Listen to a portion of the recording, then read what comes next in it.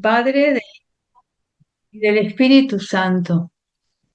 Santa María de Ferreira, ayuda a nuestra fe, abre nuestro oído a la palabra para que reconozcamos la voz de Dios y su palabra. Aviva en nosotros el deseo de seguir sus pasos, saliendo de nuestra tierra y confiando en su promesa. Ayúdanos a dejarnos tocar por su amor para que lo podamos tocar en la fe. Ayúdanos a fiarnos plenamente de Él, a creer en su amor, sobre todo en los momentos de tribulación y de cruz, cuando nuestra fe es llamada a crecer y a madurar. Siembra en nuestra fe la alegría del resucitado. Recuérdanos que quien cree no está nunca solo. Enséñanos a mirar con los ojos de Jesús para que Él sea luz en nuestro camino y que esta luz de la fe crezca continuamente en nosotros hasta que llegue el día sin ocaso, que es el mismo Cristo, tu Hijo, nuestro Señor. Amén. Bien, pues creo que la idea de que el Salterio es un único libro que empieza en el Salmo primero y que termina en el Salmo 150 y que es una unidad completa, no son salmos sueltos, sino que están conectados y concatenados. Creo que eso quedó bien claro en la clase anterior y que detrás de cada salmo hay un grito que tenemos que descubrir. ¿Qué grito es el que ha llevado a este salmista a hacer este salmo?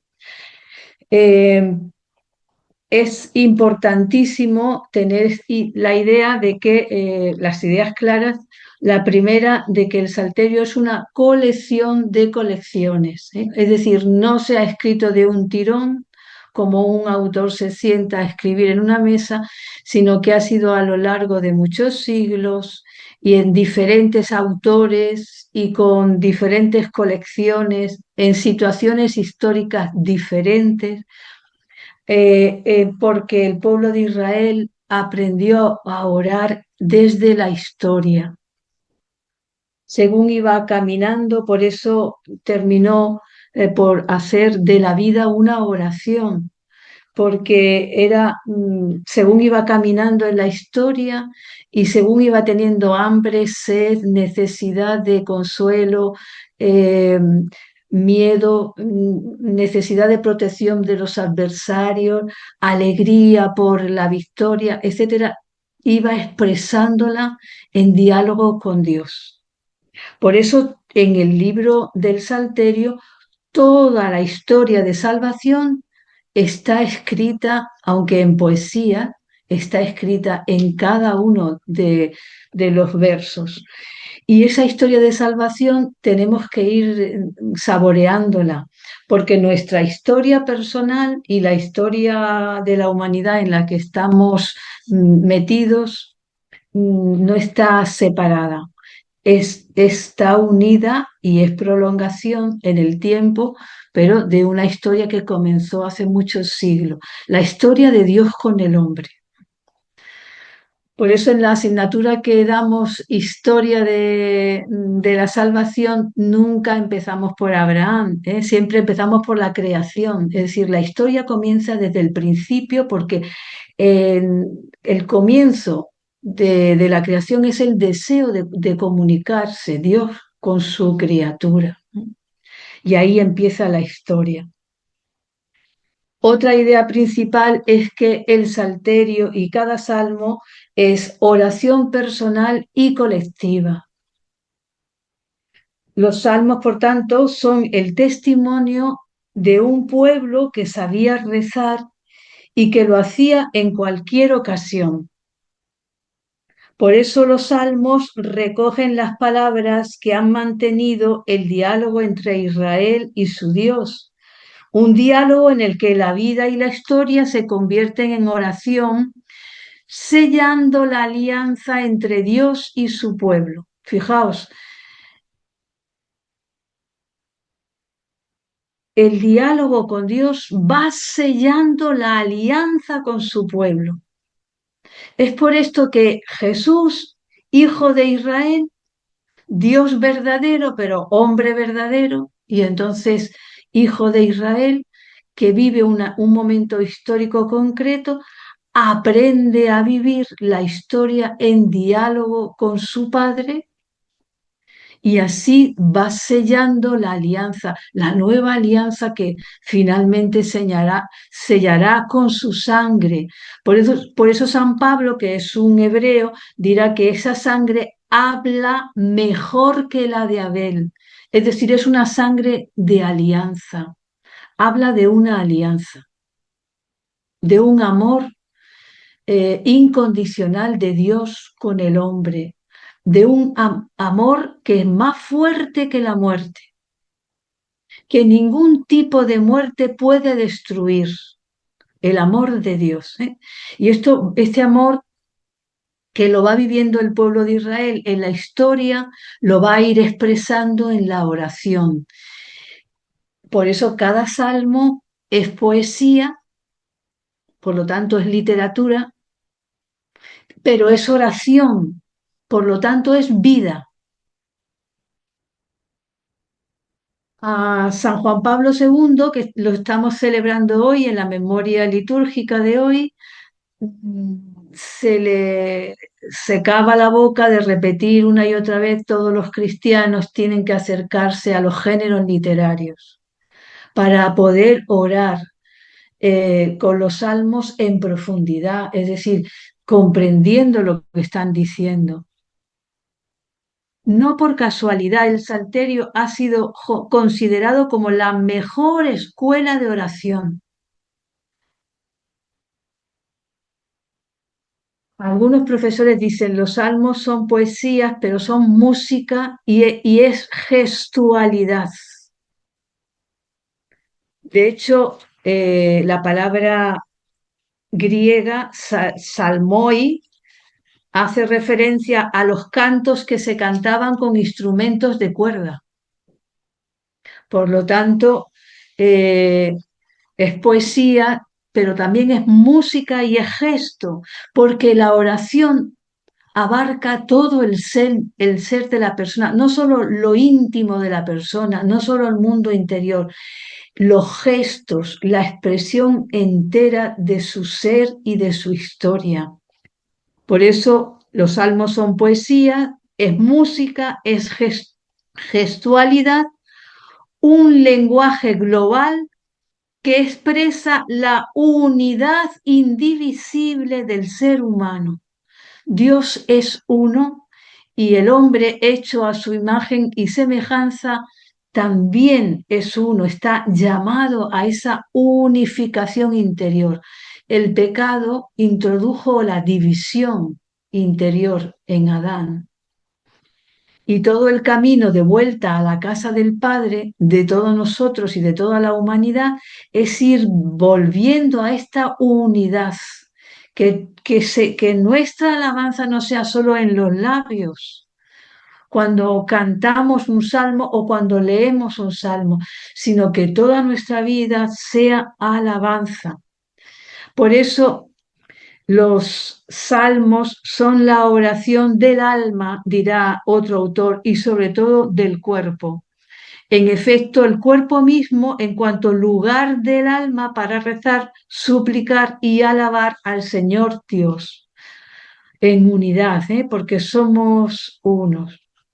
Los salmos son, por tanto, en primer lugar, oraciones dirigidas a Dios y al mismo tiempo hablan de Dios. Porque el salmista en los salmos está contando su historia. No es solamente una poesía, digamos, teórica de lo que las necesidades que yo tengo y las expreso, por ejemplo, en una oración de petición, sino que el salmista va contando su experiencia. Esperaba con ansia al Señor, Él escuchó, grité al Señor, Él escuchó mi grito y se inclinó ante mí. Entonces, es una experiencia, no es una teoría lo que aparece en estos versos tan sencillos con los que Jesús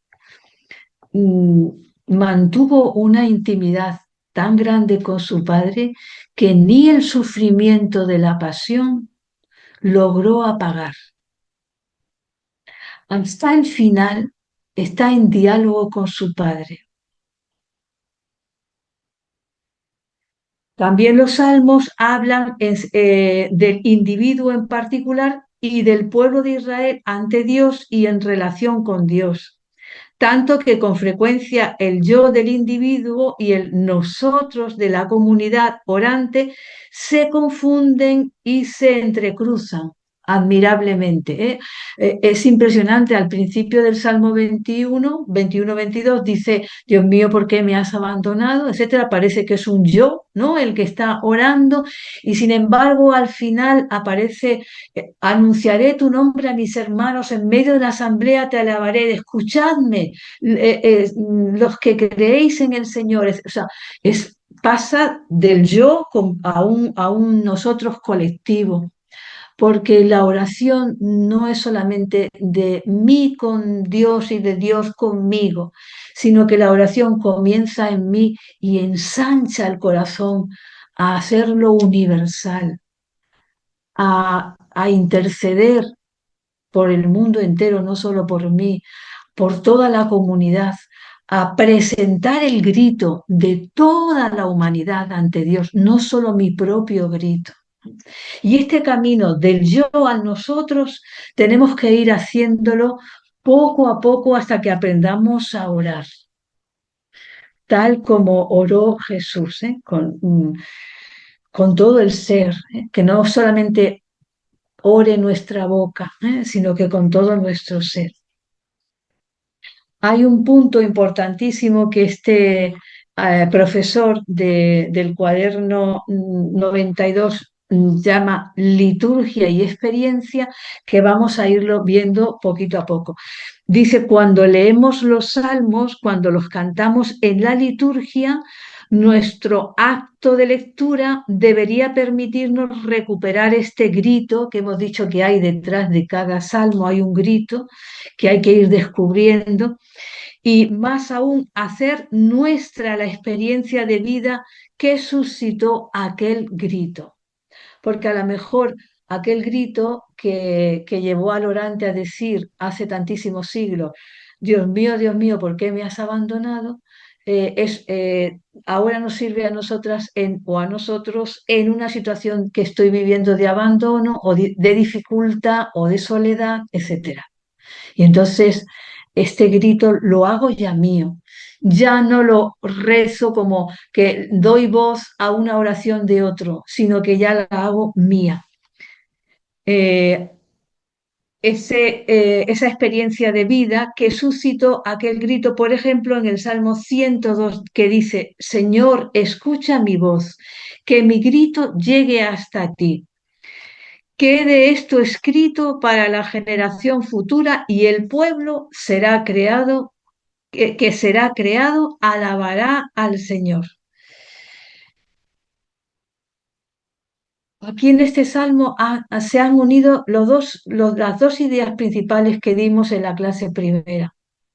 El grito, Señor, escucha mi voz, que mi grito llegue hasta ti, y la función de transmitir la experiencia en el salmo, que es enriquecer la memoria de la familia, ¿os acordáis? O del clan, o dar testimonio de lo que he vivido.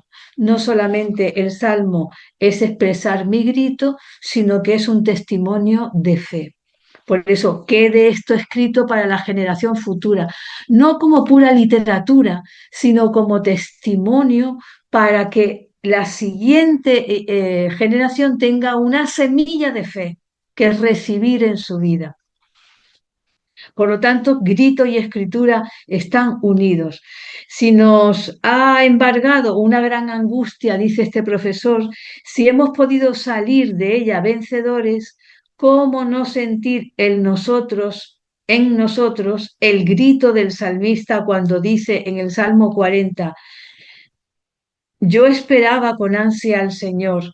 Él se inclinó y escuchó mi grito, me levantó de la fosa fatal, de la charca fangosa, afianzó mis pies sobre roca y aseguró mis pasos. Ese es el comienzo del Salmo 40. Fijaos lo que levanta al orante de la fosa que es y lo que le da firmeza a sus pasos es una cosa muy simple, que Dios le ha escuchado. Yo esperaba con ansia al Señor y Él se inclinó y escuchó mi grito. Fijaos, ha desaparecido la ansiedad y el ansia y la zozobra. Ha desaparecido en el orante porque ha experimentado que Dios le escucha, es decir, que no grita a una pared, que cuando grita se dirige a un ser, a una persona real, que está viva y que se interesa por la vida del hombre. Este Salmo 40, me voy a parar un poquito en una palabra importante, ¿eh? Creo que en otras clases la hemos ya visto, pero la repito para recordar. Fijaos que se trata en la clase de hoy de convertir nuestra vida en una liturgia de alabanza. Para que nuestra vida se convierta en una liturgia de alabanza, necesitamos que Dios abra nuestro oído. Como abrió el oído del orante. El Salmo 40, en el verso 7, dice, no quieres sacrificios ni ofrendas, entonces me has abierto el oído. El verbo usado para decir abrir el oído es el verbo karaj, que significa cavar o perforar. Y ese verbo solo se usa para cuando se habla de cavar zanjas o cavar pozos. Por lo tanto, me has abierto el oído es me has cavado un pozo en el oído. Me has cavado el pozo porque el oído que tengo es una piedra. Es tan duro como una piedra. Y para poder hacer de mi vida una liturgia de alabanza, he necesitado que tú me perforaras el oído hasta llegar al fondo y tocar el agua viva, convertir mi oído en un manantial de vida. ¿A qué os recuerda este manantial? ¿A qué os recuerda este agua viva? Hay algunos expertos que dicen, detrás de este cavar el oído que tenemos de piedra, está el encuentro de Jesús con la samaritana. En Juan 4:12, por lo tanto, sería bueno orarlo junto con el Salmo 40, verso 7. En Juan 4:12 dice, ¿acaso eres tú, le dice la samaritana, ¿acaso eres tú mayor que nuestro padre Jacob, que nos dio el pozo, y él mismo bebió de él y sus hijos y sus ganados? Respondió Jesús, todo el que bebiera de esa agua tendrá sed otra vez, mas que quien bebiere del agua que yo le dé, no tendrá sed jamás. Literalmente es, no tendrá sed eternamente. Eternamente la palabra griega que aparece ahí, sino que el agua que yo le daré se hará en él, se convertirá en él en una fuente de agua que salta hasta la vida eterna. Ahí está el manantial cavado, el pozo que se ha cavado, hasta llegar al agua de manantial, agua viva. O sea, agua que no está estancada, que no está podrida, sino que es un agua viva, de manantial, sana, saludable, que siempre da vida, que siempre calma la sed. Esto es lo que quiere hacer Jesús con cada uno de nosotros, con cada uno de los cristianos, a través de muchas mediaciones. Pero una de las mediaciones para acabar nuestro oído duro es el salterio. Conforme vayamos leyéndolo despacito, orándolo, va a ir perforando nuestro oído. Por eso es el pozo, este pozo del que habla Jesús, dicen algunos autores, no está en el corazón, está en el oído. ¿Eh? Es aquí en el oído donde Él quiere cavar el pozo de la samaritana. Fijaos qué amor tan grande el que tiene Jesús al ser humano, que se acerca, se inclina ante la vida del hombre que está perdido como la samaritana para devolverle la vida eterna, que la hemos perdido por el pecado. Por eso cada salmo es impresionante, es una senda, es como si fueran sendas pequeñitas. Los que sois de montaña lo sabéis bien, ¿eh? Hay sendas pequeñitas que luego te van llevando al camino, ¿no? Al camino principal. Cada salmo es una senda pequeñita que nos conduce al camino que es Jesús. Es el camino, la verdad y la vida. Por eso es importante que no escatimemos ninguna energía, ningún esfuerzo para formarnos en los salmos. Dice este profesor, si sentimos una gran alegría, porque no siempre las experiencias de la vida son de adversidad, también la vida tiene una parte de gozo, de alegría, de gratitud, de alabanza por todo lo que estamos recibiendo, que es mucho, más de lo que merecemos. Entonces dice este profesor, si sentimos una gran alegría, ¿por qué no utilizar la acción de gracias del salmista y compartir su grito de gozo? Cuando dice en el Salmo 108, Dios mío, mi corazón está firme. Para ti cantaré y tocaré, gloria mía. Despertad cítara y arpa, despertaré a la aurora. Te daré gracias ante los pueblos, Señor.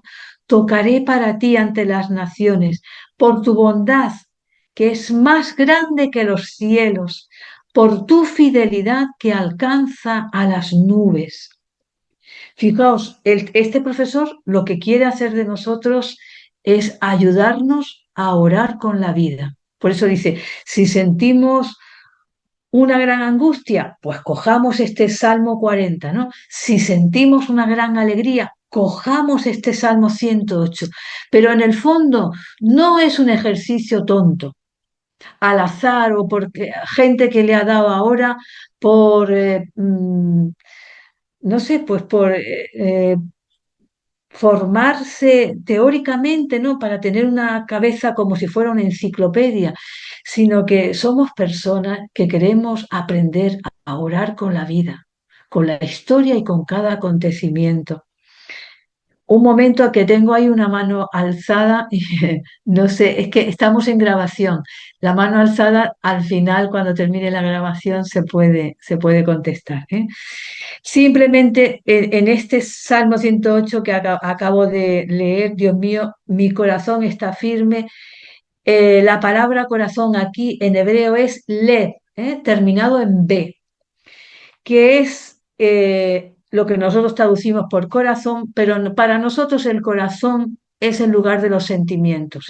Pero esto es una mentalidad occidental, no corresponde a la concepción de Lev en hebreo, en la cultura hebrea. El corazón para los hebreos es esto que voy a deciros, la sede de los pensamientos, las opciones, las determinaciones, las elecciones y los sentimientos. Pero ellos ponen los sentimientos lo último. Antes de todo, el corazón es donde por eso yo pienso con el corazón. Para el hebreo, la mente no está en la cabeza, está en el corazón, porque con el corazón tomo mis decisiones, no con mi cabeza. Para nuestra mentalidad occidental, nosotros razonamos con la cabeza, ¿no? La sede del pensamiento está aquí en la cabeza. Para la antropología bíblica, no, es en el corazón. Por eso, si mi corazón está firme, es porque mi corazón está atento, está tomando decisiones sabias, está lúcido en sus elecciones, sabe dónde está el mal y dónde está el bien, y por eso puedo elegir para que no mis pasos no me lleven a la muerte. Por eso mi corazón está firme significa eso. Es un corazón atento a la bondad de Dios, atento a los acontecimientos. Mi corazón está firme, está despierto. Me estoy dando cuenta de lo que Dios me está hablando, en lo que me está pasando. Tengo un corazón levantado, despierto, firme, que se da cuenta de la fidelidad de Dios, que se da cuenta de que la fidelidad de Dios es enorme, tan enorme que no se acaba nunca, es eterna. La fidelidad del hombre es frágil. Basta una mala cara, una mala palabra para que nuestra fidelidad se venga abajo, empiece a murmurar de este, del otro, etcétera, ¿verdad? Sin embargo, dice San Pablo, si el hombre es infiel, el hombre es fiel. Es decir, la respuesta, perdón, si el hombre es infiel, Dios es fiel. La respuesta de Dios a la infidelidad del hombre es permanecer fiel, paciente, a la espera, para cuando quiera volver. Y entonces el hombre que tiene un corazón despierto, a lo que estamos llamados todos nosotros, se puede vivir en la alabanza, se transforma su vida en alabanza, porque toda la vida se le convierte en una liturgia. No, no solamente estoy viviendo la liturgia cuando voy a laudes, cuando voy a vísperas, cuando voy a la hora intermedia o cuando voy a la Eucaristía. Toda mi vida se convierte en una liturgia. Es impresionante el tesoro que hay en el salterio y todo esto se nos da a través de los salmos. Por eso cantar salmos es ayudar a la acción de Dios en nuestra vida. Dice este profesor, pero aquel a quien nunca le pasa nada en la vida o que deja que todo pase por su vida, pero sin que se dé cuenta, porque va según la inercia, según la rutina, siempre encontrará los salmos demasiado concretos, demasiado radicales, algunos dicen demasiados violencia en el salmo, ¿verdad? Amontonará cadáveres, dice el Salmo 109, quebrantará cráneos sobre la ancha tierra, ¿no? Y lo rezamos en las primeras vísperas del domingo. Sin embargo, tienen muchísimo sentido. Ya lo iremos viendo, ¿eh? La ira de Dios, ya lo he dicho tantas veces, la cólera de Dios, que quebranta cráneos, que amontona cadáveres, es siempre una acción ordenada. No es nuestro partir la cabeza cuando estamos con la ira y la cólera desbordada y entonces sentimos tanta rabia que partiríamos la cara a alguien, ¿no? Esta no es la cólera de Dios, porque en Dios no hay desorden. Siempre la acción de Dios es para ordenar lo que el hombre ha desordenado y para atraer al hombre hacia el amor, hacia su amor. De hecho, hay algunos profeta Oseas, que dice, en boca de Dios, dice, yo atraía a Israel con lazos de amor, como un hombre atrae con lazos de amor a su esposa. ¿Mm? Oseas es uno de los profetas que más habla de la alianza de Dios con su pueblo, como un desposorio. Pero si vivimos la vida, como dice este profesor, sin darnos cuenta de lo que nos está pasando, sin atender a los acontecimientos, sin estar atentos, sino medio dormidos, como anestesiados, porque prefiero, si me doy cuenta de todo, entonces sufro. Y entonces, como no quiero sufrir, entonces cierro el oído, me endurezco, voy dejando pasar un día tras otro, pero entonces me pierdo conocer el amor, porque el amor todo lo excusa, todo lo espera, todo lo cree y todo lo soporta. Y para este todo, para vivir este todo, es necesario entrar por una puerta estrecha que es el sufrimiento, que es la entrega total, que es el perdón. Siempre hay un poco de sufrimiento en el amor, a veces un poco o mucho. Los amó hasta el extremo, dice San Juan, hablando del amor de Jesús que sube a Jerusalén para derramar su sangre por nosotros. Nos amó hasta el extremo. Nunca entrará en los poemas de los salmistas ni en sus cantos quien vive adormecido, dice este profesor. Solo una persona viva podrá oír los gritos de alegría o de pena que lanzan su propio corazón y de los seres vivos que le rodean. Y entonces viviremos la vida de una forma adulta y de una fe madura. Como tenemos que dar un pasito más, vamos a ver la estructura de los salmos, un poquito, ¿eh? Y, y al entrar en la estructura de los salmos, que es otro de los pasos que da este profesor, pues tenemos que entrar en la forma literaria. Pero no es más árido el ver las formas literarias. Ya veréis cómo nos va a ayudar a saborear mejor los salmos y hacer de nuestra vida una oración. La forma literaria más eficaz para guardar la memoria de un acontecimiento y permitir sobre todo su continuidad en el recuerdo es el poema. Por eso los salmos son poemas, porque era la forma más fácil de recordar lo que yo he expresado en esta oración a Dios y a la comunidad.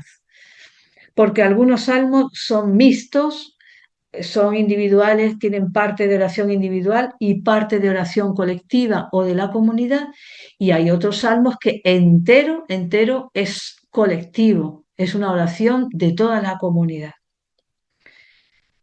No se trata, por tanto, en los salmos de escribir lo que pasó como si fuera un lenguaje informativo.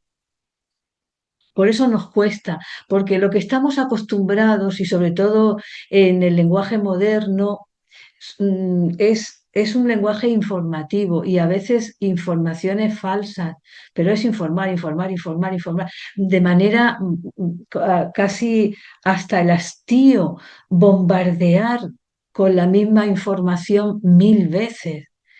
Y este lenguaje informativo al que estamos acostumbrados está lejos del lenguaje de los salmos, porque no es el autor no quiere solamente escribir lo que pasó, sino hacer que se sintonice con lo que le pasó. Es decir, que lo que le pasó, la experiencia que él vivió con Dios, que le salvó de los enemigos que los destruyó, que algunos de los salmos hablan del paso del Mar Rojo, que es que quedaron sepultados los enemigos en el Mar Rojo y nos abrió el Mar Rojo a nosotros. Que esta experiencia no solamente sea una información, sino que toque tu corazón, que la próxima generación quede tocada por esta experiencia de Dios con nosotros y permitir así que se comulgue con la misma experiencia. Por tanto, y esto sería una pregunta de examen, que vosotros todos ya, a partir de hoy, sacaríais un 10 si os la ponían, porque ya os voy a decir la respuesta. ¿Qué tipo de lenguaje utiliza el autor de los salmos? Utiliza un lenguaje de comunión, no un lenguaje informativo, para establecer una comunión con el oyente y con la asamblea que la va a cantar después, porque han sido compuestos para que un pueblo lo cante. Entonces, cuando cantamos los salmos, estamos en comunión con todo el pueblo de Israel que pasó, que salió de Egipto, que pasó el Mar Rojo, que atravesó el desierto y que nos fue transmitiendo esta experiencia, que comió el maná, que fue protegido durante todo el desierto como si fuera un niño pequeño por Dios, que iba delante conduciéndole en la noche una columna de fuego, en el día una columna o una techumbre, dice alguno de los libros, de nubes. ¿Mm? Es el deseo de compartir lo que lleva a escribir estos poemas. Y a la postre es el amor lo que engendra un relato poético. Pues no es prosa, pero es un relato poético, porque es una poesía que nos está contando una experiencia vivida y por tanto relato, es decir, narra.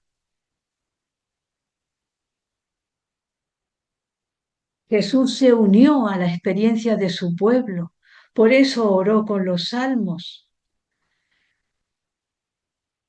y vivió intensamente toda la espiritualidad de los salmos.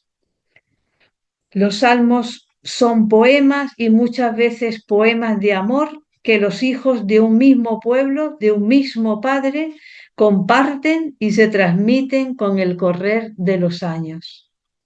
Ojalá, ojalá en nuestro corazón, al cantar los salmos, recibiéramos este amor de un pueblo que nos tuvo la valentía de dejar la experiencia escrita para que llegara a nosotros, como una oración de comunión. La comunión era importantísima en el pueblo de Israel. De hecho, Satán es el que divide, el diablo es el que divide, para el pueblo de Israel y para toda la escritura. Había comidas de alianza, comidas de comunión. Es decir, la comunión no solamente un sentimiento del corazón, sino que se expresaba con gestos en la vida y se expresaba también con los cantos de los salmos. En la última cena hay una serie de salmos que se cantaban al comienzo y al finalizar la cena. Por eso dice San Juan, al terminar de cantar los salmos se levantaron y salieron del cenáculo. Era porque era parte de una comida de comunión, de alianza.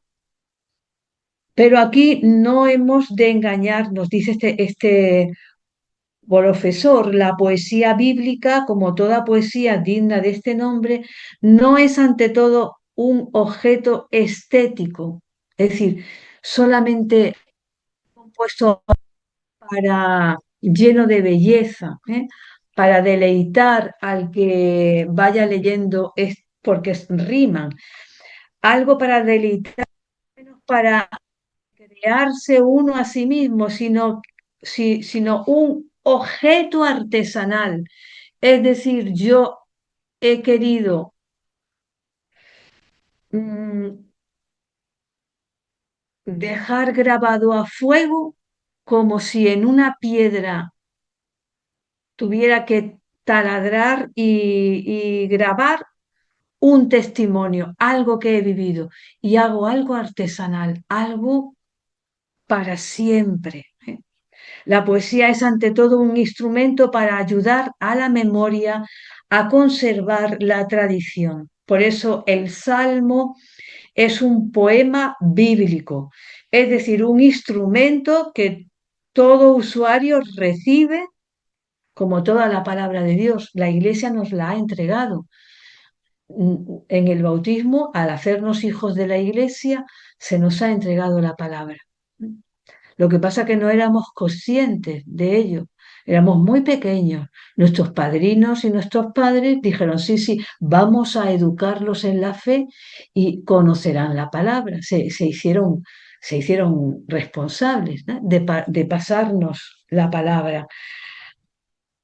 El Salmo por eso es un poema bíblico para ser recibido como tradición y una vez recibido, orado, hecho vida, entregarlo nosotros también. Es un instrumento que todo usuario recibe y que debe tomar en la mano y agarrarlo con fuerza. Como todo instrumento hay que tomarlo como es, como ha sido fabricado, con sus palabras seleccionadas y repetidas, con sus frases organizadas en un todo coherente y eficaz. Hay que aprender a leer ante todo la estructura de los salmos. Y esto es importantísimo, y sobre todo en los últimos papas, Juan Pablo II, Benedicto XVI, en la Verbum Domini, pues madre mía, dejó una obra de arte acerca de la palabra, ¿no? En esa exhortación y nos desconocer la palabra de Dios y desconocer, por tanto, los salmos es desconocer a Cristo. Por eso tanto hincapié en que conozcamos los salmos, porque nos conduce a conocer quién era Jesús, cómo oraba, cómo era su corazón orante. Hay un modelo y esto ya pues es lo último con lo que terminamos la clase de hoy y ya entraremos en las palabras claves la próxima clase de los salmos, pero hay un modelo de orante de los salmos que es María, que el documento Verbum Domini en los números 27, 28 y 124 nos va a hablar, no voy a leer todos los números, pero eh, uno de ellos dice, el sínodo tuvo como objetivo renovar la fe de la Iglesia en la palabra de Dios, la fe de la Iglesia en la palabra de Dios y por eso es necesario mirar allí donde la reciprocidad entre la palabra de Dios y la fe se ha cumplido plenamente, es decir, en la Virgen María, que con su sí a la palabra de la alianza y a su misión cumple perfectamente la vocación divina de la humanidad. Y más adelante dice, deseo llamar la atención sobre la familiaridad de María con la palabra de Dios. Ella entra y sale de la palabra de Dios como quien entra y sale en su propia casa. Y así la palabra se convierte en su palabra. Y la palabra de María nace de la palabra de Dios, etcétera. Es decir, es el modelo de orante con los salmos y con toda la palabra de Dios. De hecho, el Magnífica es un tejido construido por textos que ella había seguramente orado, pero que se los sabía bien y que los fue hilando. Hay estudios preciosos sobre el Magnífica. Detrás está el canto de Ana, la madre de Samuel, etcétera, como para profundizar. Pero bueno, ahí nos quedamos hoy en la clase. Simplemente recordaros dos ideas de la clase de hoy. Es oración cada salmo y es poesía, pero es un lenguaje no informativo, sino de comunión, un lenguaje de comunión y por tanto quiere conducirnos a que nuestra vida se convierta en una liturgia de alabanza. Con esas tres ideas sería suficiente para que durante todo este tiempo vayamos acercándonos a los salmos y madurando en el conocimiento de ellos. Bien, pues hasta aquí la clase.